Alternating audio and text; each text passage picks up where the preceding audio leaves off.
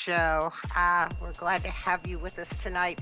We've had a couple week absence due to just life in general happening for a lot of us, and we're so glad to be back with you and share with you what we know.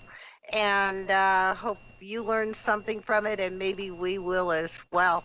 My name is Patty. My call sign is KD0AEL. I am the regional coordinator for Southwest Missouri Regional Skywarn.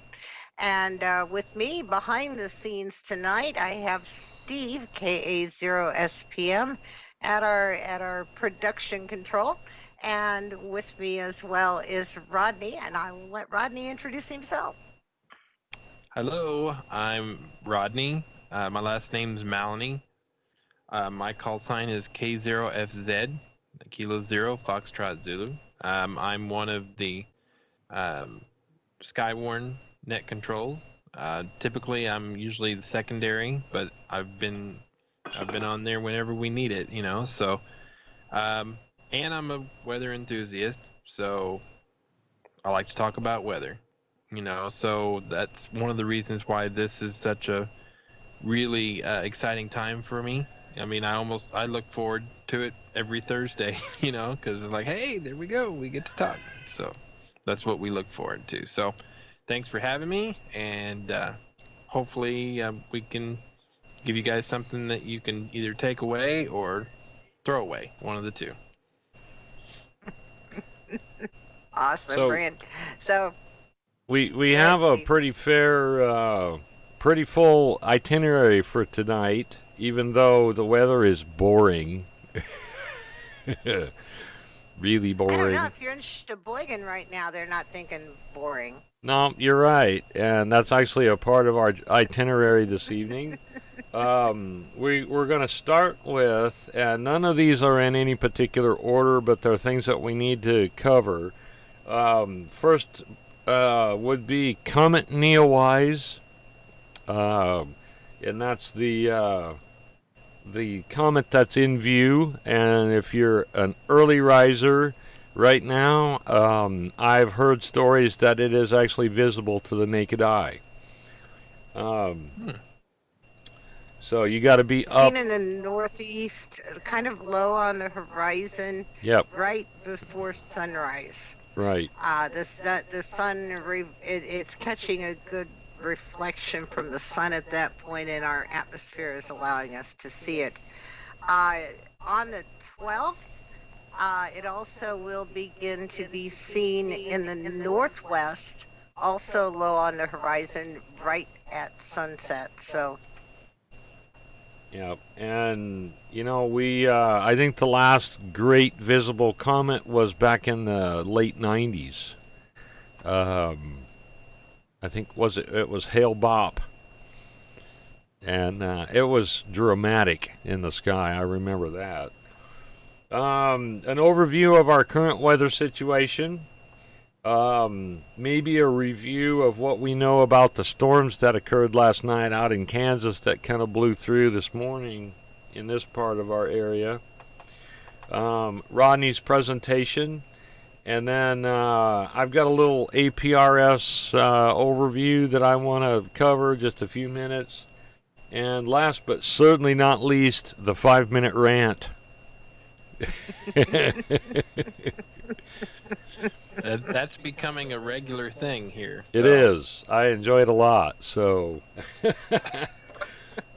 he can vent and feel better about himself. Yeah, exactly.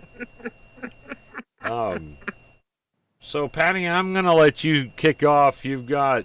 I'm looking at lightning maps on my side, and I see that there is a pretty good Sheboygan, Wisconsin, north of Chicago, and down in through, I guess, western Illinois. There's some storms, plus a bunch of little bitty scattered ones all over the country.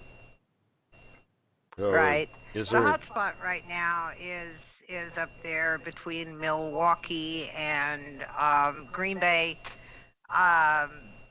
actually moving in to the lake area, but cities of concern right now would be Saukville, Cedarburg, Grafton, Port Washington, West Bend, Plymouth, Kiel, New Holstein, Sheboygan Falls, and Sheboygan itself, as well as Jackson, Germantown, Slinger, Thiensville, McQuon, I hope I said that right, Cedarburg, Grafton, West Bend, Saukville, and Port Washington.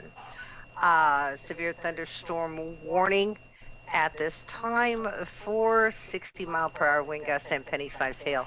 Now, I've been watching this off and on through the day as it rolled across Iowa, and it's got quite a significant history of severe thunderstorm damage, and winds anywhere from 50 to 70 mile per hour. So take this one seriously, folks. 60-mile-per-hour winds can do a lot of damage. So it is on the lower end of the scale of severe, but this one's got quite a history. We've got public report of thunderstorm wind damage. It just says Illinois. Oh, Kane County, Illinois. Thunderstorm wind damage. Walworth County, Wisconsin. 2 in Walworth County. Waukesha. Also thunderstorm damage. And in the city, 2 north of Oconomowoc. Yeah. Say that 3 times fast. I need to get my friend Diana on here. She'll know how to say them words. Oh, I'm sure she would. But all the way across Iowa, this was kicking up storms. There was a radar-indicated tornado north of Iowa City earlier out of this, and reports actually, Steve, of interest to you, just north of Kwaski, there was thunderstorm wind damage today. So, wow. Yeah, it was a train spotter that actually reported that. And you said something about the storms last night. Now, I have to admit, I fell down on the job. I did not get any radar images of what was happening over in Kansas and Nebraska. I got very concerned that MCS was headed our way, and it really was reminding me of 2 different events. One was the derecho that blew through, and we had the duck accident down on Table Rock Lake, and the other incident was it May 10th of 04? I can't remember the exact date. We had 100-mile-an-hour winds come through here with a similar looking storm, and so I wasn't taking snapshots. I was busy getting people lined up to handle net control, and fell down on the job. Those storms did ultimately drop south, not southeast. They missed us to the west here in Springfield area, rode down the Kansas-Missouri state line, and were falling apart at the time they were doing so. I noticed there were a couple of warnings early on, a couple of significant weather advisories out that way. But as it rolled on down into Oklahoma and then turned southeast across Arkansas, it was weakening. Once into Arkansas, it ramped back up for a time, and on down through Little Rock, had a severe thunderstorm warning on it that just rode right on through the state. So that's my take on that. Sorry I didn't get the photos for you folks. Well, you know, I think personally, you and I were watching this in the night. I think my take on the wind was wrong, because I saw a lot of reports of wind coming from the north, which completely did not make sense. Maybe I'm reading these weather stations wrong, because our prevailing wind in that on windy.com showed from the south coming clear up out of Texas at almost 30 miles an hour. So, and what I was reading without looking at what you were seeing was that it had very strong inflow, which on on a squall line would be coming, in this case, from the north or northwest, pushing in behind it. Now, it did have on the southern end, especially notable around the Milwaukee, Kansas area, there was a very funny velocity reading on that. It was almost as if the tail end Charlie on that storm were trying to run the opposite direction of the rest of it. And I should have taken a snap of that because I have 1,000 questions about that read. Well, you can get the radar images. They are stored online. Right. From that I time need to frame. Figure out how to. I need to figure out how to do that on this program. A couple of other things I need to do to get it set up the way I want and have access to those things. So. All right. Anyway, So do we? that's my take. Do we want to do our rant before Rodney's presentation?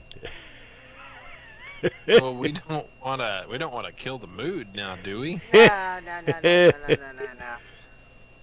Now, I think we need to move on to Rodney's presentation because that's the meat of this, and let's not tease him any further, okay? Okay. All right. Go ahead, Rodney. You're as on. long as I'm not part of your rant, then you're good to go. Because I'm sure I've been in someone's rant at some point in time, so I'm not too worried about that. So, a couple of weeks, at least, if not longer, we've had several conversations about. A lot of it had to do with Skywarn. I mean, that's one reason why we're here. We talk about what we do in Skywarn, how we help you if we go online, as far as going and showing people the radar and the weather that's coming through that could affect them and things like that. And so one of the questions, or at least the subjects that came up, was from a perspective of an actual spotter is one thing, but when you're looking at being a net control, there's a lot of other aspects to it too. And so I jotted down some notes, again, because of some computer issues I dealt with this week. It kept me from doing anything fancy like what Franklin had done, but eventually we might be able to get something like that. But as far as my notes were concerned... Office. Huh? Open office. Oh. Yeah, you think I'd learn from my mistakes, but we'll see what happens. Is that what your rant's over tonight? No. No. Here I am, guess a that could Windows be my 10 rant. user, Windows 10, Windows 7 user, and I'm telling you to use Linux products. Anyway, go ahead. Oh, you know how it goes.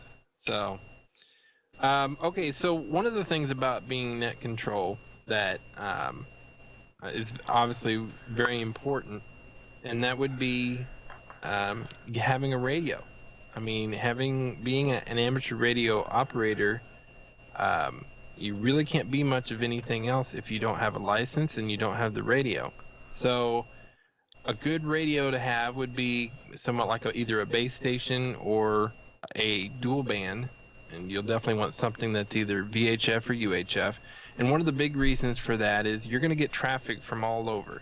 In situations where we monitor all the different frequencies that's out there, when there's a severe weather event going on, some people may have only way of getting communication is through a UHF or just VHF communications. And so if we can pick up on both of those, it's usually something that's either dual watch or where you can either scan or monitor the different frequencies out there so that you can get information in a timely manner, and you can also relay information to someone who may be calling, that kind of thing.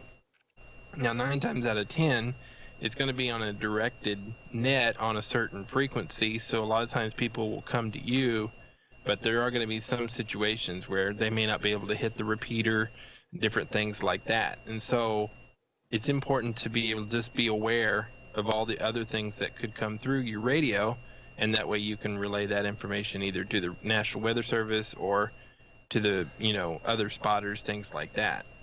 And this is just kind of common sense, but you want to make sure you've got pen and paper.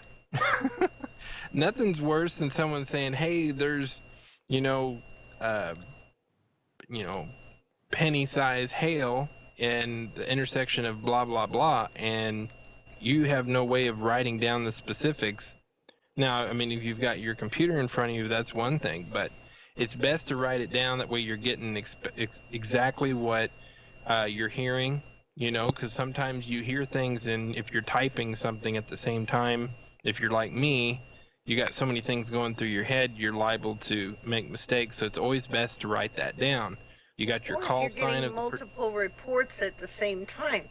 Yeah. You want to be able to have that list so that if you're in the middle, say if you're in the middle of letting Weather Service know about one event and you've got two more that have come in, you don't want to try to relay that to memory under pressure. You want to make sure that you've got that where you can relay it adequately. So. Exactly. Right. And I mean, in a panic situation, you don't want to over embellish anything either. And Right. so it's always best to take your notes as best as you can. And if you've got pen and paper ahead of, right in front of you, that's exactly what you need. So, I've been guilty of not having pen and paper handy, and I'm be like, oh, hold on a second, and then you've got to go and find something. So always kind of have that handy, especially when you're being in net control. You want to be able to write down the people who's calling you, the call sign, and that way you can keep track of where your spotters might be out in the field, especially if they've deployed and they're actually actively in a spot where you got to be aware of where they're at. So you got to take notes, you got to be aware. Situational awareness is a big thing, especially when it comes to being a net control operator as well as being a spotter, but even more so because you have to know where everybody is. It's like putting together a puzzle, and those pieces all have to come together. If one of them falls off in the floor, you got to know where it's at and pick it back up and put it back in there. So that's one of the things about being in net control. You're responsible not only for the community, but you're responsible for your spotters that's out there. So, I mean, that's really what it comes down to when it comes to taking notes. Just make sure you've got pen and paper. Don't, learn from my mistakes. Don't not have it, okay? Even if it's a pencil, have it. So that's important. Crayons work too in a pinch. Crayons work too in a pinch. Hey, yeah. If you got to use charcoal or start getting a hammer and start chiseling, at least you've got notes for it, It works better if you can do it quickly. Yeah, we'll write in shorthand. Yeah. There you go. I do that anyway. Yeah, I never took shorthand, so I don't know. My shorthand is medical terminology shorthand, but I also learned from psych classes where we were doing psychological testing and you were trying to get people's text down verbatim, how to abbreviate words so that I still understand what's on my paper. Somebody else coming along reading it, maybe not so much. Yeah, little scribbles but, here and there. Even your own type of shorthand can help in a pinch. Because Sure. we covered 37 counties here, and just about every regional center of operations covers that or more. So you get such a variety of information in. I know Steve has talked about the derecho that came through here, and we moved the damage reports off onto another repeater because it was overwhelming the regional and couldn't get the warnings out on this thing. So, being flexible, but also, pen and paper and learn to be quick. And if you're struggling to understand, take the time to understand, even if you're in a pinch. The information's important. Yeah, get accurate information, because the last thing you want to do is embellish anything, because then that that makes it to where your reports are not going to be accurate. You want to be as accurate as possible. And if you're the one taking the report and someone says it was penny size hail and ended up being quarter size hail, there's a big difference there. So you Right. just got to make sure you're on your game on that one. Surprisingly enough, it's important to keep yourself hydrated. You'd be surprised just how bad, if you're on the radio and you're giving out warnings and things like that, you will end up becoming, dry mouth, whatever the case may be, and you don't want to get to a point where, people aren't going to be able to understand you on the radio. So you got to make sure you're watching as far as your body is concerned. You got to read the signs, make sure you stay hydrated, because just like anything else, if you're not adequately like I said, you just want to keep yourself awake, different things like that, whether it be coffee or stuff like that. It's always good to have that handy. I don't know, to have a snack. If you're going to be going somewhere between 7 or 8 hours, if not longer, we've been on 12 hours at a time. Yeah, there's been snacks involved. So have a backup. Yeah, have a backup plan. Yeah. Yeah, exactly. I'm going to be off the air for 2 minutes. I need to take care of some personal business. Yeah. Right. Absolutely. And that's definitely something I'm going to touch on as well. Another thing that's nice, and of course I don't have a problem with this, but for people who do want to get into do the net control, is if you have a way of having either multiple monitors or multiple computers, it's a good idea to do that, simply because you've got so many different facets going through. Whether you're checking communication with the National Weather Service, either through NWS chat or IM bot or whatever the case may be, you could be communicating directly with other spotters through chatting or texting. If you do this all on one screen, it can get all jumbled up and you can get lost real quick. So in some cases, it's best to have either multiple screens where you can switch back and forth. Now, I go one extreme. I have probably like 4 of them, and if you add another computer into the mix, I could have 5 monitors. Now, can I manage that? Yes. I know what I've got going on, but in situations where you have maybe 1 monitor at least, and you're trying to do multiple things, you can definitely run into issues there, where you get lost or lose track of what's going on. So I would recommend getting something that's going to give you multiple monitors. And I had a message come through here. That was me. Oh, okay. That was me. I took a picture of my setup and I was sharing it so I can share my screen. Oh, yeah, go for it. Share what you've got going, Patty, because... So, I just got to get it pulled up here where I can get to it. Okay, come on. Oh. Oh, boy. Oh, boy. Yeah. That was a reset. Wasn't it, though? That was pretty amazing. So, that's funky. It must be.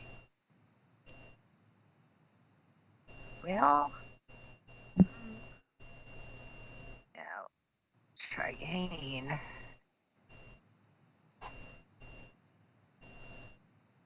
We'll be right back after these messages. After these. As she figures out who she is and what she's doing. I wasn't getting the right thing to share. It was like. Well, when you get to that, definitely let us know. Should be up now. There we go. Yeah. So there you go. See, that's even scarier when you've got double me in that scene. So I've been operating off of 2. All of social media, posting all the watches and warnings, chat, everything except radar on one and radar on the other. And for efficiency's sake, we had another little monitor sitting around here, and I found my HDMI to be, I think that's VGA? VGA. I think, yeah, I'm pretty sure that's a VGA. So I've got that one hooked up HDMI, or I'm sorry, USB to VGA, and the other one is HDMI to HDMI. So that's how I managed that. Yeah. So Just a you got suggestion. you a new laptop too, or are you running desktop? I've had still? this laptop a little over a year. It's HP. It's got 1 terabyte, 16 gigs of RAM. It's kind of a little power horse. There you go. Cool. Well, and that's another thing that you can kind of touch on as well. You know, in situations where if you're deployed, maybe not even at home, in a lot of cases you want to have a laptop so that you can, you know, kind of take it with you and different things like that. Because I can tell you, it's hard to run a net off of a smartphone. It's just, That you know. is. So it's definitely a good idea to have one or the other. So moving on, again, this is just going over some brief things that had just come to mind. Like I said, these are some of the tools that we use and some of the things that we use as Skywarn net controls. And one of the biggest things would be communication with the National Weather Service. Now, you can email to the National Weather Service directly, you know, through contact SGF, or is it contact.sgf at, you know, weather.gov. But as spotters and as net controls, we have a direct connection, and we use our NWS chat. Again, you can get weather and warning information through you know, things like IMBot and things like that. But to have a direct connection to the National Weather Service is it's immeasurable, because then they're able to directly communicate with you, and they can give you a lot of insight of what's going on. And that all goes back to the situational awareness. And so that's very important to keep that communication going with the National Weather Service, especially during these types of, you know, situations, especially when you've got a severe thunderstorm or a tornado or even damage that may have occurred. They got to know where that's at so they can go and assess it later, that kind of thing. And, you know, Patty showed it earlier. Radar software is important. You know, you can go to weather.gov and you can pull up actual radar. If that's all you've got access to, there you go. I mean, it's still a tool that you can use. If you're either out in the field, or you're, you know, doing it and all you have access to is the internet for whatever reason, you can get access to the weather.gov website. Of course, radar software is important too. I mean, if you want to invest into things like GR level 3, or like me and Patty did, we did the WSV3. That's a very, very robust program. There's a lot of stuff that goes into that to make that program as reliable as it is. And we have to play around with it and learn it and so on and so forth. So the better we get at it, the more reliable we can be with, you know, warnings and so on and so forth. To understand how to use your programming and your software is really important, because the last thing you want to be doing is fiddling around with settings in the middle of a severe thunderstorm or a tornado. So having those things available and knowing how to use them effectively is definitely something you want to do. And like I said earlier, situational awareness is key. You need to know what you're working with. You need to know how many storms that may be that are actually, you know, going on. You need to be aware of where your spotters are. You know, people are communicating with you on so many different levels, whether you're, you know, working through a chat room or if you're talking to someone through instant messaging. It can get a little bit hectic. It has gotten hectic, which is one reason why a lot of times working as teams is really important. And I'm sure Patty can, speak to that since we work together as a storm team, if you will. There's always a situation. There's always going to be a time where, let's say our main spotter, or not spotter, but our main net control loses power. We've lost our communication. We've lost our direct hub right there. That's when someone can pick up right up behind you and continue on with that. And I think as net control operators, we tend to lose sight of that, and we try to do it all. And that's one thing that we need to, as net control, we need to kind of learn to be able to rely on each other. And so that's one thing I was putting in my notes there. Make sure you work with a team.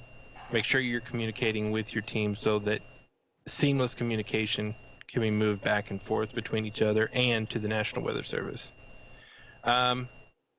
And also, one thing that's really important is you need to know how to read radar. I mean, that seems like common sense, right? But you need the training. You need to get certified through either med-ed or some kind of certification so that you can give reliable information to whoever you're working with, whether it be to the National Weather Service or to the spotters that's out there.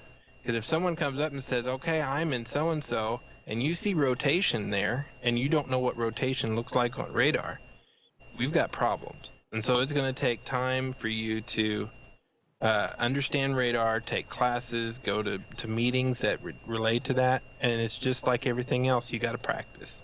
So or let's just go with this scenario, and it's happened a number of times.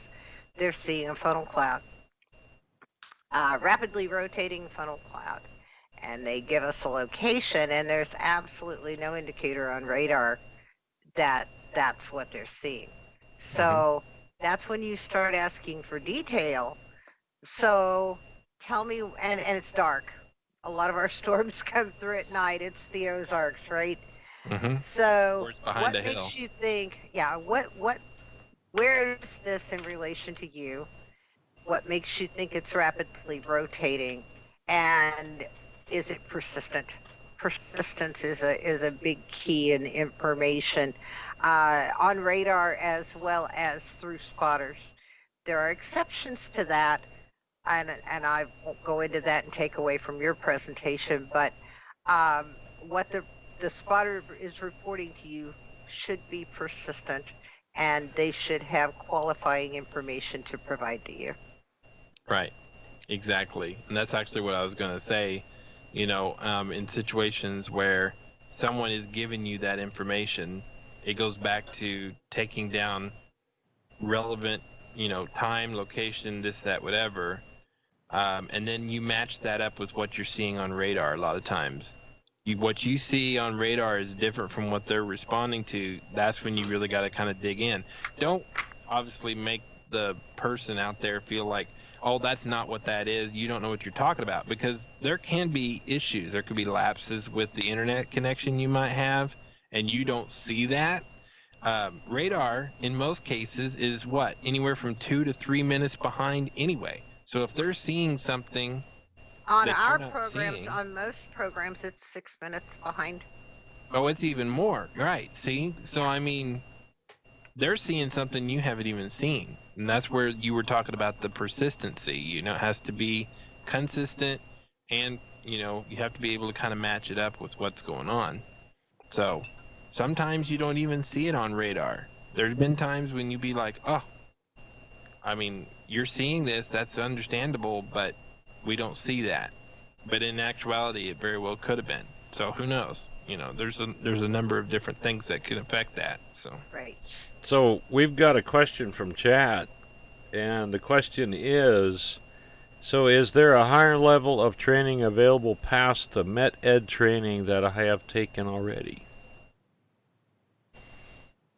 So the answer to that would be there's always additional training. However, what you would need to just essentially get yourself certified and at least understand what you're doing as a net control, the Med-Ed is really what we look for. As a spotter, there's spotter training through Med-Ed. There's additional radar training and things like that in med ed as well. The bottom line is the more you can get, the better you can be at what you're doing.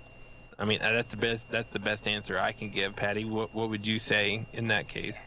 The way they phrased it was better, higher, whatever, other than going to college and getting that information. I don't know of better or higher quality. I will recant what Rodney's saying. There's always additional. Weather.gov has got Doppler radar training that is excellent in bringing you into what happened when they enhanced and brought in the upgrades to Doppler radar. Level 2 radar, you almost have to self-teach. I haven't found a good one for that. Was sitting here. There are a couple on our spotter page. We've got a file that has links to training. Our own weather service has provided us with some very good radar training. I highly encourage, especially Doug's. Very, very well done, and we're hoping to get more from them.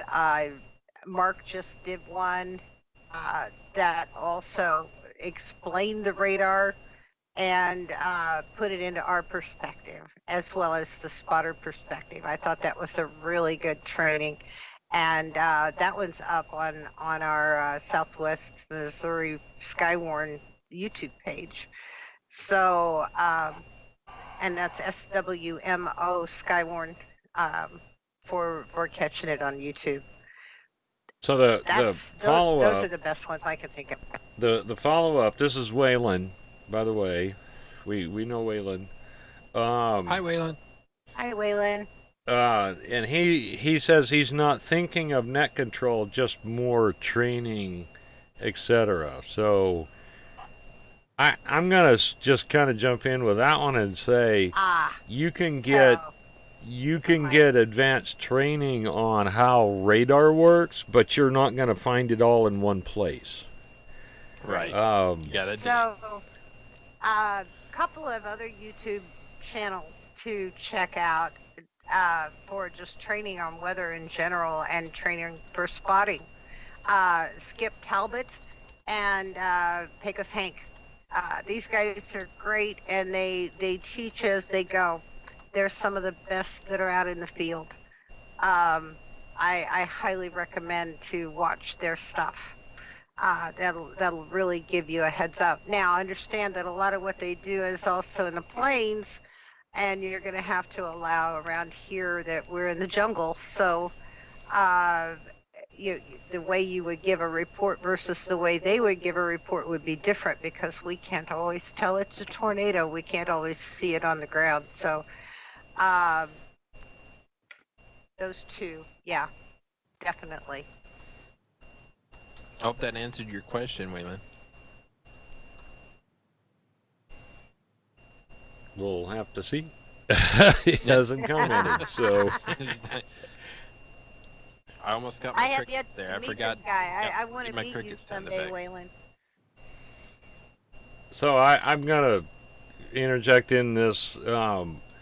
There is some pretty amazing radio technology things going on with radar. And it's no secret that the Weather Service radar is pretty much always some sort of variation of military radar. And since our technology we use today is based on something that was brought up in the 80s, based on technology developed in the 70s, we're due for an upgrade. It's going to happen. It's just going to matter of whether or not there's financing through the government to do it. But the next generation of radar is, well, actually they've experimented with maybe 3 or 4 generations better radar than what we've got now to use. Isn't Oklahoma experimenting with AWIPs? Yeah, they are. Isn't that the one? They are instead of being a single dish that floats up and down, it's electronically steered so that it can do all levels at once instead of just one level at a time. Um, the real amazing advancement is actually used in I guess spy game, and they call it synthetic aperture radar. You might just say you could look at the whole of the United States in 3 dimensions. But it takes supercomputers like you've never seen to make it happen. So, So I was told a story by a coworker who has a family member who works for the Weather Service, and we'll just leave out names here and places. But her brother was teasing her one day. He heads up an office, and he was testing out some satellite data, and he told his sister what she was doing in her backyard. So I don't know if that was ghosts he was playing with or something else, but pretty amazing that you could get satellite data like that they have to operate off of. And that's the other upgrade too. And I wish that our radar programs brought in more satellite views so we could see the cloud cover and watch the patterns. Having to go to a web page all the time for data that's old is frustrating. That's something I would like to see happen for us, is to have some satellite data available. Well, I think would be kind of cool, and I know this is probably way down the line, but with the technology that we can do with drones, you know, if someone had a way, or even the National Weather Service had a way, they see storms are developing, and they can go and they could send out, let's say, drone 1, drone 2, drone 3. We have spotters, right? We're obviously not trying to remove spotters, but if the technology was there where you could get multiple, you know, perspectives of a storm and see it, and on top of that, they could get radar information passed from those drones back to the National Weather Service in some way, you're truly looking at a storm on a 3-dimensional scale, and you can see every aspect of that storm. And see, that's in my mind, I'm going, that's Star Trek-ish, that's throwing out a probe and scanning everything that's possibly there, you know? But I'm not saying that the future can't handle that down the road, but wouldn't that be kind of cool to be like, they're sitting in their office and they're looking at it, and they're looking at let's say a flat, you know, surface, and they can see the terrain, they can see the storm, you know, everything there, and they said, okay, there's rotation right there. That's just cool for me, you know. What Oklahoma's got going, and I know that this was based off of military technology, is a square box that can go up, down, all around. It rotates in multiple directions, and feeds data in addition to what the Doppler radar is giving them. But it doesn't just send one pulse out. My understanding of this is it sends multiple pulses out so that they truly are reading the entire storm. Now, the effectiveness of these is limited in range. I think they're only effective for about 50 miles. And so what Norman had going on was a series of these that they were testing out. So that would be pretty amazing. Kind of like what you're saying, just not aerial, they're stationary. I see, yeah. That's cool. Yeah, absolutely. I'm sure we could get onto a whole different conversation about that. You know, what ifs? Sure what could that wouldn't be so cool? We can nerd out something awful if we're not careful. Nerd rage. Yeah, nerd rage. I know what that Well, is. Huh? I certainly know what that is. Patty has discovered that too. When I get on some kind of computer problem, I don't quit till it's fixed, or I'm just completely mad. Gotta get it fixed. Gotta get it done. I know. I've done that many a times. So, Well, anyway, for time's sake, I'll try not to take too much more time.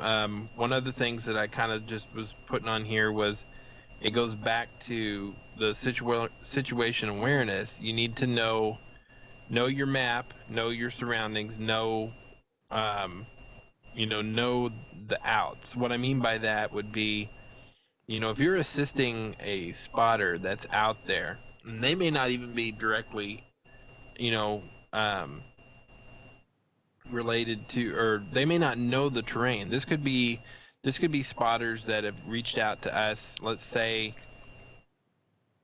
I mean, let's say like the tornado chasers or whatever. They're ham radio operators, right? And they travel all over the United States, or at least in the Midwest. But they come out there and they say, okay, we are seeing da da da da da, and they get on our Skywarn. We need to help to know what that terrain is, so we can tell them, hey, you need to go down, so many miles, and you can turn south, or you can go whatever to get out of harm's way. So it's important to understand kind of, the routes, if you will, and always kind of have a way of knowing how that is through either Google Maps or whatever mapping program you can use, whether it's through the radar program or anything like that, because I know you can use shape files or whatever to make that happen, so that you can see exactly where radar is in proportion to where that's at. So I guess, so that I'm not just rambling about it, it's important so that you know that you're giving the right information to people that's out there, whether they be part of your team or not part of your team. You need to know where they're at and how to get them out of harm's way. And that's really what I wanted to say about that. And of course, we had already had conversations about this before, but you always want to make sure, as a net control, that reports should take priority over warning relay. So we communicated that at some point. We had a discussion about it, and I just wanted to kind of reiterate that if someone has a report that they're given to you, and a warning comes out or anything like that, it's important to take that person's report first, because it could be related to the warning that you're getting ready to read, and then of course you can expand on that, as it goes. So we've learned that reports should take priority when it comes to that. So. And people in the public take the reports a lot more seriously when it's a confirmed report rather Mhm. than just a radar-based report. Whether it be confirmed by public or law enforcement or trained spotter, uh, that confirmation of damage, confirmation of hail size, confirmation of tornado on the ground, whatever it is, does lend credence to those reports. Right. So just a couple other things here. A good thing to have would be a battery backup.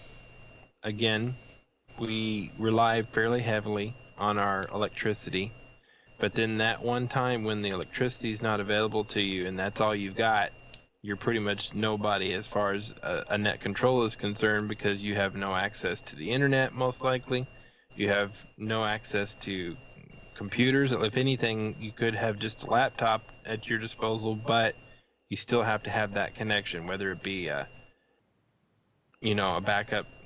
Your phone can be used as an internet connection, of course, but again, you can also see that from your radar and so on and so forth. But having a battery backup of some kind is always a good thing to have. That way you can refer to, or, obviously use that during even long-term power outages. And the last thing that I had here, again, going back and working in teams, it's important that we work together. If you are working as a net control, don't be afraid to ask for help. Work with each other. If there's other team members out there that's available, ask for help, ask for support, and the more we can help each other, the better we can be as a team to help, protect life and property, as well as our spotters that's out there. As far as that's concerned, that is my presentation for the night. I know there's a lot there. I mean, I may have rambled a little bit, but I think if you are considering getting into being a spotter, first of all, reach out to Patty, reach out to one of us. She can definitely get you in the right direction. You also want to make sure you get an opportunity to sit down with a trained spotter, or not spotter, but a trained net control operator that's done it a little bit, and see how they do it. Let them kind of give you, an opportunity to just kind of see what they're doing in the background when they're not on the radio, or whatever the case may be. Give you the opportunity for them to observe you maybe being a net control, if it's not going to be a situation where it's extremely time sensitive. If that's, because I mean, we have severe thunderstorms, we have tornadoes. If there's situations where you can kind of get your feet wet on a tornado, or not a tornado, but a thunderstorm warning versus a tornado warning, you can at least be prepared for those types of severe events when they really get hairy, if you know what I mean. So get as much experience as you can, because like I said, the better you can be, the better we can be at helping, whether it be the National Weather Service or our fellow man. So anyway, that's what I have. I'll turn it back over to you, Patty. I might add just a couple more things to that, Rodney. Listen as often as you can to the different nets around, even if they're not weather related. Each net control has got their own style. They've got their own way of doing things, and there's some big differences between controlled nets and the very casual nets. Say, for example, the Smart Friday Night Rag Chew, versus the Region D check-in net. So the Region D is a controlled net. When we tone the repeater and you're hearing the dot dot, that's a W. That means weather, and only weather related traffic is allowed at that time. It's not open for chit chat. So we become a controlled net, where right now, if I were reporting on the Sheboygan area, or I were reporting on the Scotts Bluff area in Nebraska, probably a little more chit chat would be involved, because it's single thunderstorm warnings in a huge area. They're slow moving, and so you don't necessarily tone the repeater for that. Now, if there's a severe thunderstorm watch out, if there's a tornado watch out, or that anytime there's a tornado warning, that repeater gets toned and all chit chat stops. So listen as much as you can. If you have an opportunity, if you're interested in being a net control for Skywarn, even on a local level, take time to find a net that you could get involved in, the Tuesday night training net, or local club. They all have their nets, and ask if you could have a seat once a month and just try your hand at leading the conversation and getting comfortable behind the mic. I think that one right there is the big thing. Have to go back to my early days. Patty remembers this one. I volunteered to do the Friday night net because we were losing in net control, and there wasn't going to be a Friday night net no more. I had never done a net ever other than listen to it. I took my cues from listening to 3916, and for those of you that have not ever done HF, the Freewheelers net is interesting, to say the least. I never volunteered to do the net on 3916. But there was kind of some push from a few of the guys there to do it, because I did have a pretty good signal. And I just didn't. It's like, no, I can't. I can't be that available. um, you learn some interesting things, and one is that you can identify people by their voice, which is really helpful in a situation where you only hear a section of voice. Somebody's having trouble getting in, you hear a little bit, and you're like, oh, I know who that is. You know, so and so, good to have you on board. Try to get to a better place. Blah blah. It helps a lot with mic fright. I think the other thing that happened was I was president of the club, and I had to conduct meetings. That was scary. Oh boy, I never done Tell me that. about it. So there's even if you don't ever intend to be net control, it's always good to know what the net control has to put up with. And having done it a few times, I know you can tell in the sound of their voice when they're overwhelmed, and that's never a good thing in Skywarn or any other net. So That's a good point.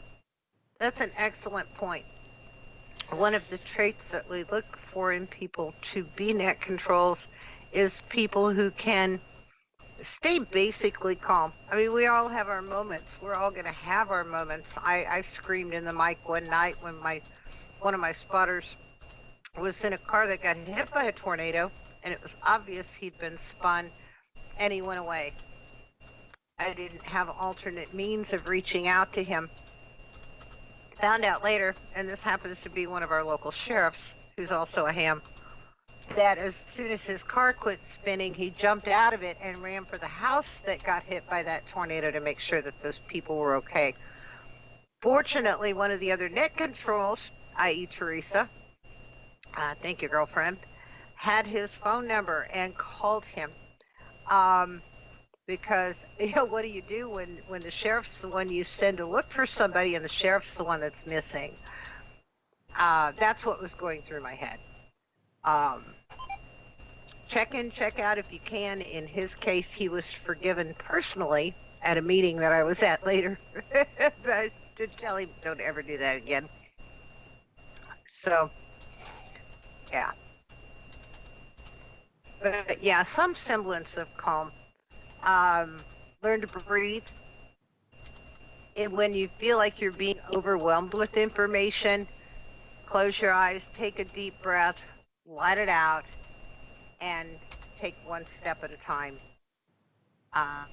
When you have 7 tornadoes that you're tracking, which has happened here before, you have training storms that are coming in and reports across the region, it can be very overwhelming. So even Greene County can have 2 and 3 warnings at a time.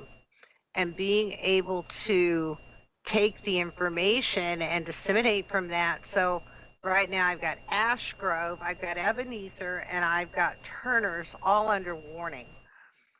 But it sounds like I'm just saying Greene County over and over and over again to be able to stop and even get my own perspective and vocalize to the spotters, here's the areas of concern. Trying to keep your own self centered through this information, and sometimes just focusing on the information can help with that. Yeah, and I mean another thing is important is you got to be able to communicate. You know, it's one thing to be a net control and all the information gets sent and so on and so forth, but you got to be open for communication too.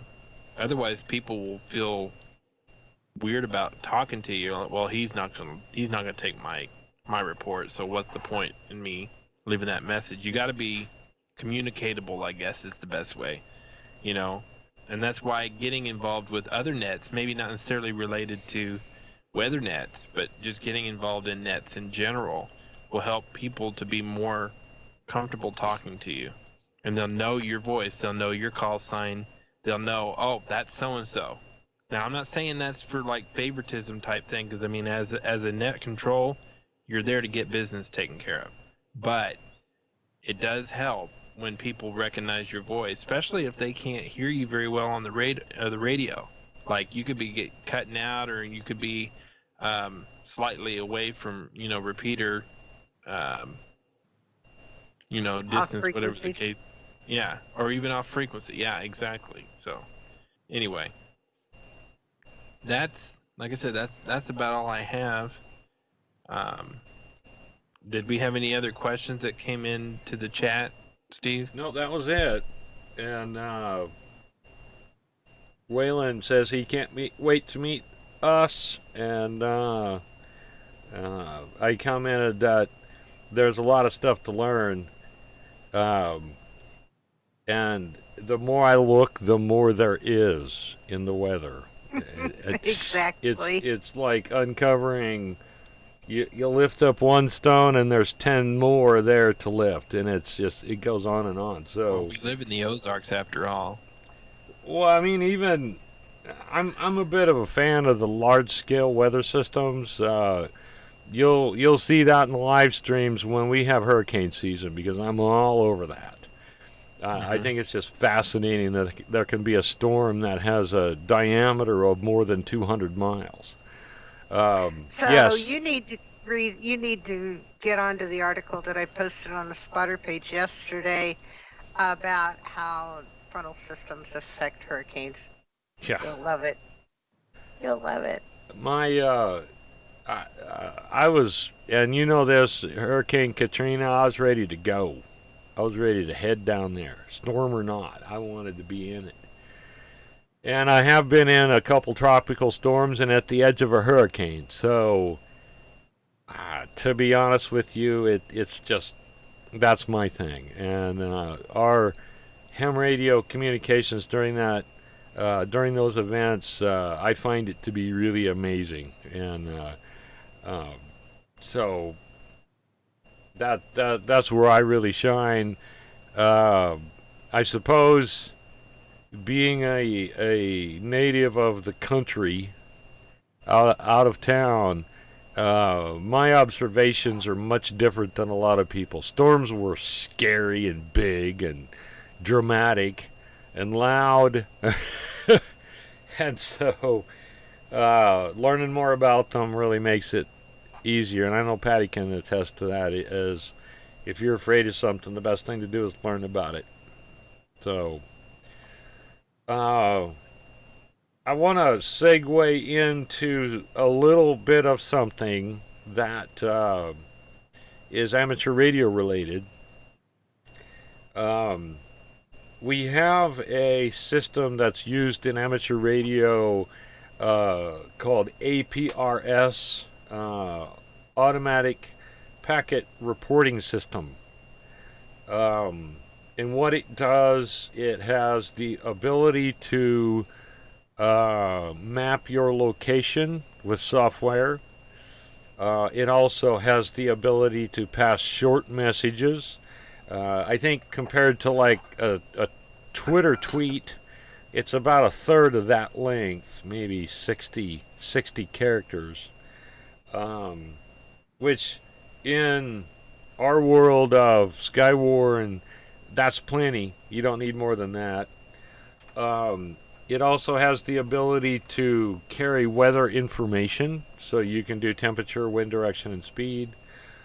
You can message people on a group basis. And one of the things early on in the development, there was a group called Sky, and it is Skywarn. So there was some thought there about this as the use with storm spotters. Now, here's the thing. APRS and packet radios kind of fell out of favor just a little bit. But I will tell you, even though it's slow and antiquated, it'll get a message through when the internet don't work. And I guess my proof in that is there is a guy, well, I'll start out, there's a channel. It's 4X Overland. It's a YouTube channel. This is the kind of guy that'll take a Land Cruiser and cross Australia. Patty and I watched the show the other night, and he's in the middle of the desert fighting the flies, and the last one I saw, he was covering 1,000 kilometers with nothing there. Periodically, there were wells dug for cattle water, and some of them work, some of them don't, because it's kind of back in the early days of Australia. But he came up with this gadget that sits on his dash that will upload satellite or to a satellite his position, his speed currently, and it does it not often. And I'm like, that's an APRS system, and it's probably commercial, but we have that ability in amateur radio, which really blew me away. The International Space Station has an APRS digipeater on it. When it's overhead, there are stations on the ground that will pick you up and relay your position, and it'll show it on a map. So I'm kind of impressed with this, and I'm going to be doing some more study because it's a pretty in-depth subject, and hopefully I can kind of press everybody else to look at it too as something that we could use either just generally in ham radio or for Skywarn operations where we've got a spotter out, and the only location we got is him every 10 minutes or so updating a location. So the equipment's not terribly expensive, and it's interesting. So take a look at APRS. There's actually a big manual you can download as a PDF, and you get to see about a bit of the technical aspects of it, and hopefully that could be something that in the future we would have a something that we could use. So that's my thing, and I'm looking at the chat, and Waylon had the luxury of being stationed in Gulfport, Mississippi during Katrina. Ooh. What I remember of Gulfport is completely not what's there now. Probably the only thing that exists the way it was is the Gulfport City dock. Spent an evening out there with a couple of guys that were catching fish off of the pier. That was kind of cool. And Waylon says he grew up in a mobile home. He's addicted to weather, so he was living close to a tornado magnet. Yeah. So anyway, there you are, and that's almost my 5-minute rant, because I kind of think we've abandoned some of those really technical things that we had with amateur radio for the internet. We should return to those things, because we could not have an internet someday. It might not be there for us. So anyway, I'm going to let one of you two... One of our own. I'm going to let one of you two take the rant first.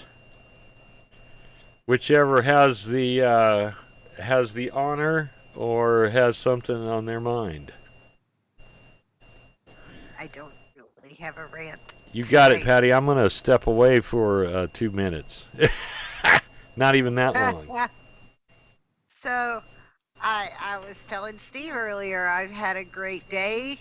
I had a busy holiday weekend. I was exhausted. I worked 36 hours Friday, Saturday, Sunday, and then followed it up with 2 8s that I probably should have stayed home. But I feel blessed. I've had lots and lots and lots of FaceTime with granddaughters and daughter and nieces, and I just really don't have any complaints other than I can't handle 90-degree and above temps. What I'm showing on my screen right now, and I was kind of holding for Steve because he's the one that loves these tropical systems, um, is Tropical Storm Faye, just named today off the coast of North Carolina, Virginia. Heading northeast, looks to make landfall New Jersey, Delaware, up through that area. Um, the blue areas that are highlighted on this, I don't know if you can see my mouse, um, that is tropical storm uh, watch that's been issued. This potentially has storm surge capabilities with it, so anyone that has interests on the coastal areas up there needs to be aware. Um, Close enough inland, and this time of year, doubtful this one will make hurricane strength and isn't forecast to. But it is of interest because now that the dust storm has cleared that came through here, the air is much soupier out over the Atlantic, and we will start seeing more tropical storm development. So, yeah, like I said, I don't have a rant. So, Rodney, it's yours. Your rant, Rodney? My rant. Yeah. If you don't have anything, you could always rant about Good field rant, day. bad rant. Whatever rant you feel needs to come out of you right now. You could rant about field day. Are you all healed up from your bug bites? Oh man, if I could show you pictures, Yeah. oh, I look like I had a relapse of chicken pox. That's how bad it looked. It was. So yeah, oh yeah, I could rattle on about spray, no chickens all excuses. day. Oh, you know the spray did nothing. Really? Nothing. It might have kept mosquitoes and stuff away from me, but they were down in my shoes. It was in between my toes. I was miserable. So if I can rant about anything, it's bugs in general. But I mean, we all know that's not going to change anything, you know. We need to sign But- you up for storm ship troopers to get revenge, or I don't know. Oh, okay. I do have a rant.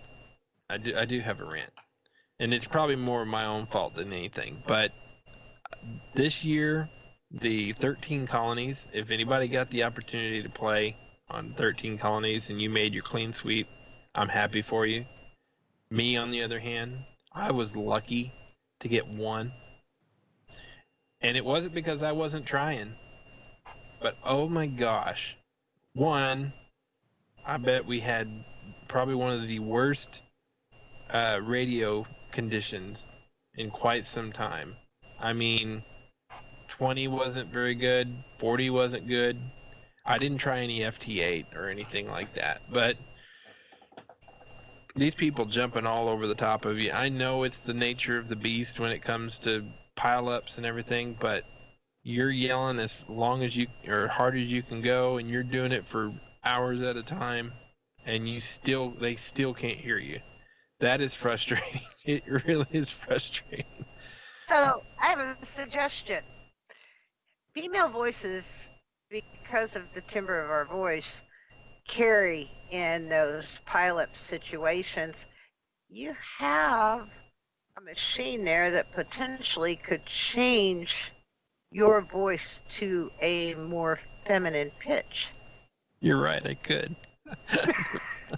And there's nothing illegal about doing so. I never thought Just about that. Thought. I gotta play with that. I wonder if I could pull that off. Like, ma'am, you got a really masculine sounding voice. I talk to people all the time, and I can't tell if they're male or female when they're talking to me. So, hey, your voice is digitized. Who's to know? They're going to look your call sign up, maybe. But, oh, he's got a little bit of a feminine voice. Okay. Well, no if you don't big know deal. me from Adam, who's gonna care, right? Who cares, right? Oh, they do You that got in through, that's what matters.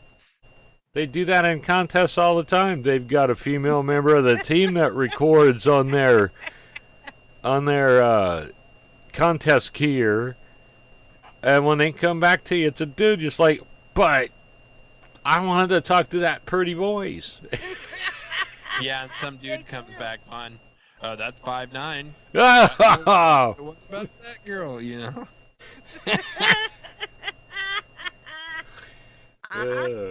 Yeah. Okay. Well, there's my rant. That's all. I mean, it wasn't 5 minutes, but I did not have a clean sweep. I did not have a clean anything. So I will have to try again next year.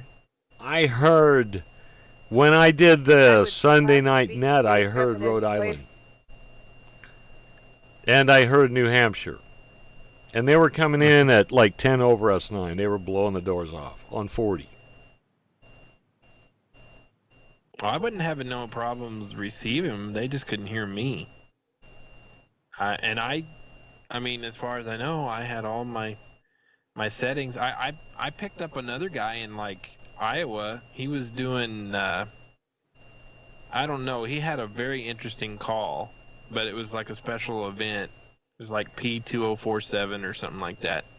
But yeah, he heard me loud and clear. Said, "How? Yeah, you're great." So I mean, I knew I was at least hitting.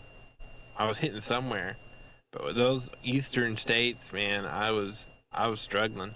I like I said, I got one, and that was in the midday. I was lucky to get that. I mean, I know I work odd hours, but I was up pretty late trying, and I got right up to the point where I thought the guy was going to hear me, and he went QRT. Oh, are you kidding me? He can't help it. I mean, he's been on the radio for 4 or 5 hours. I get it, but I'm just like,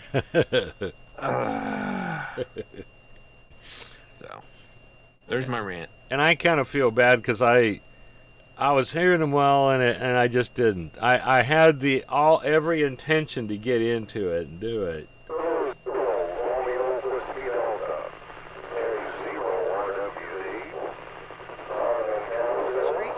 that? K0RWD, Ron in Cassville on the 6-4. Sounded good, man.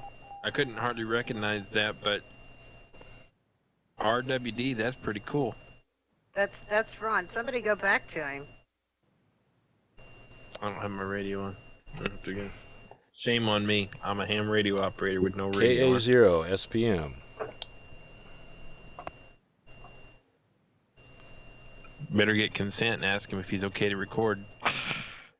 No, he's live whether he wants to be or not. He's making it way too good to be in Cassville. I don't know. You think conditions are open? You know, I haven't looked. We did have a little bit of a band opening the other day.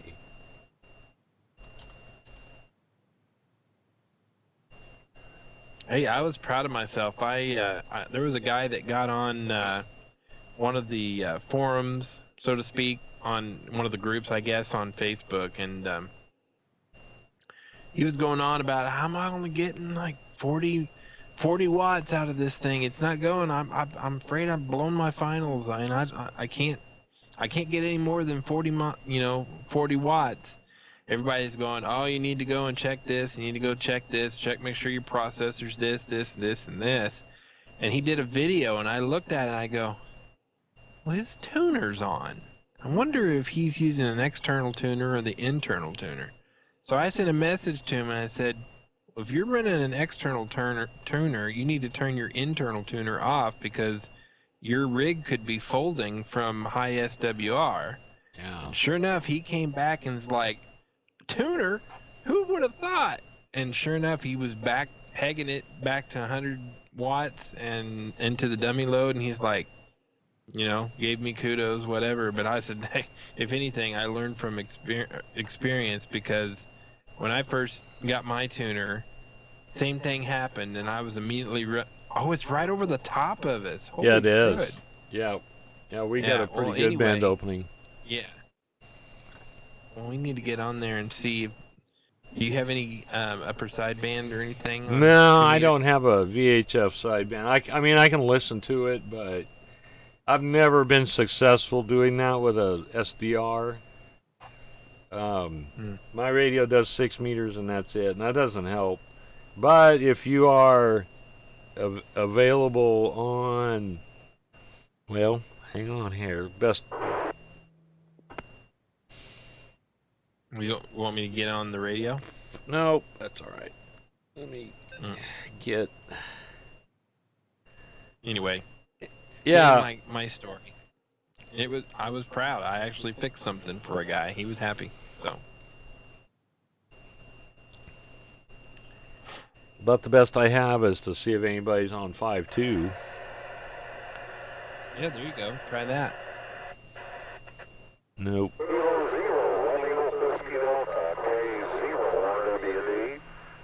Oh, he's back.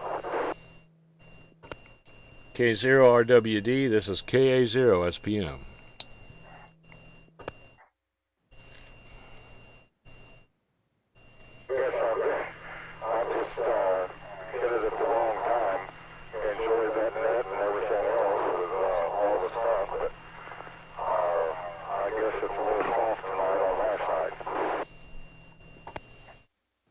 Well, you're on the 6.4 repeater in Springfield. You're not doing too bad from Cassville.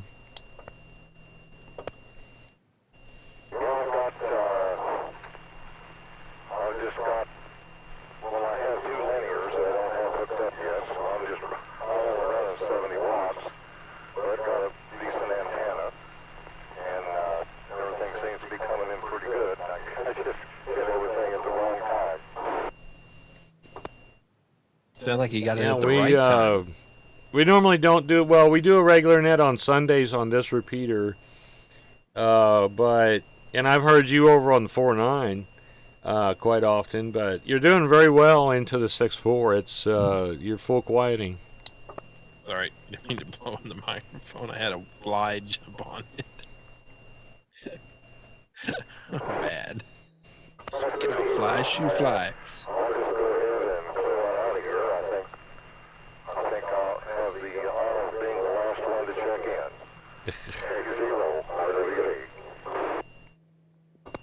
All right, Ron, you have a great night, and thanks for hitting us up.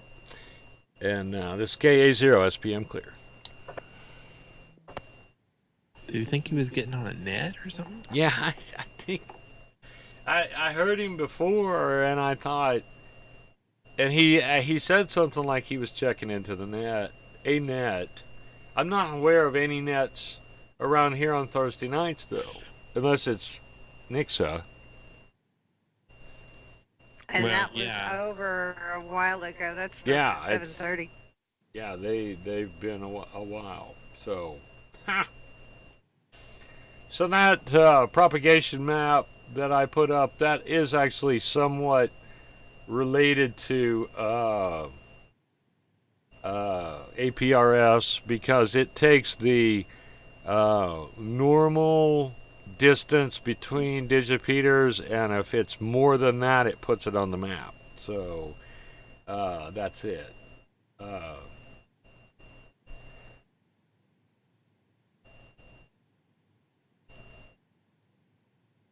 And it's an amazing thing. Also, I hate to do this. Patty said don't. I could do politics, but I don't know. I think we need to get off the air. No, my suggestion was rant about how politics is the thing you'd like to rant about, but we don't do that here. No, it's science. Rant about politics. I'm ranting about pseudoscience, but we'll just not go there. Anyway, He was in a nerd rage earlier about it too. It was great. Anyway, I don't know if we've got any other topics to cover that I can think of. Was there any other weather-related or amateur-related interests? I will mention I am mostly healed up from the bug bites. Hmm. Well, I He mean, had mine he had stopped one itching at tick. this point. I've just got the residuals, so. Yeah, same here. Yeah, he had the one tick. One of the things I learned about bug bites a long time ago, my skin is very sensitive, and I get a bug bite, and quite often they get very inflamed, and the itching just is insane. Hmm. So I use hand sanitizer. The alcohol in hand sanitizer kills the itch, and the little sting that comes from it is a small price to pay to get rid of the itch. And it also helps to fight any infection that you might get in the bites. So And it hurts like a I mud. yeah, but I had Steve doing that to his tick bite, and it's just about healed up. Hmm. I was surprised at how well it did with the hand sanitizer. Well, That probably was should have quite a bit of it around, so, you know. So the earlier forecasts have changed a little bit for our area. I guess I can close with this. I'll just summarize our hazardous weather outlook. Um, Isolated thunderstorms possible through tonight, primarily across southeast Kansas and southwest Missouri. A few of these storms may produce wind gusts to 50 miles per hour, hail to the size of nickels, and locally heavy rainfall.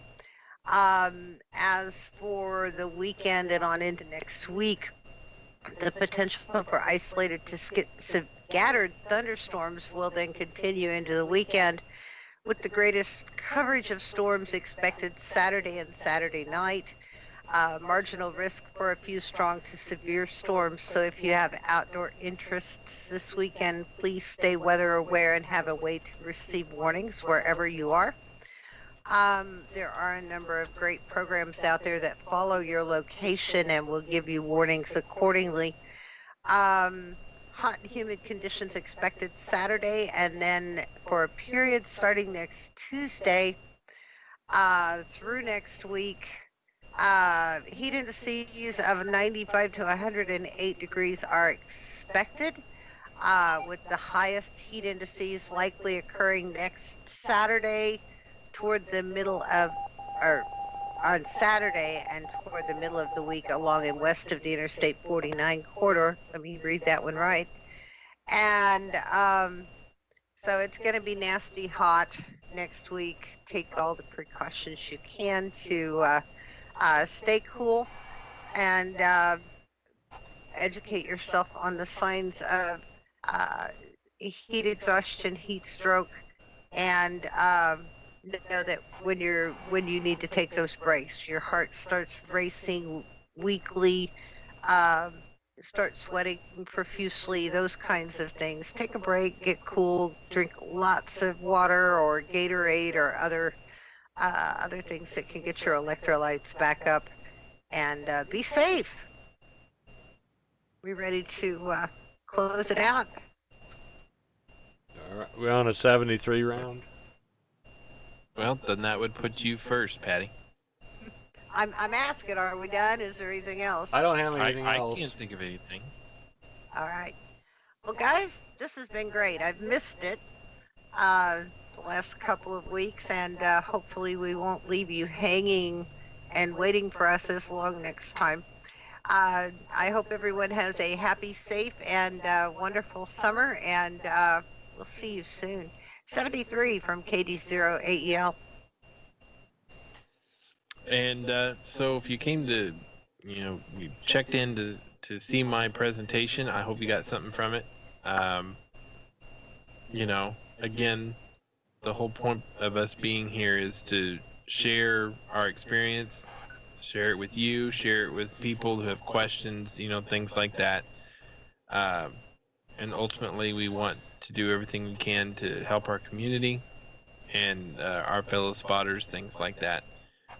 So I guess until next week, we'll be looking forward to seeing you guys again, and hopefully we can kind of keep things on a regular schedule. Time and our lives can get in the way. So we appreciate you sticking with us. Again, continue to like, subscribe, and share our stream, our channel, and every little bit helps. So, 73 from K0 said. All right, and this is KA0SPM. It's good to be back on the live stream, and I only hope that it will just keep improving. And appreciate Waylon for getting in there with comments and questions. That's what we're here to do. And just like and subscribe if you do anything. So we appreciate that. So this is KA0SPM and saying 73. So thanks for joining us.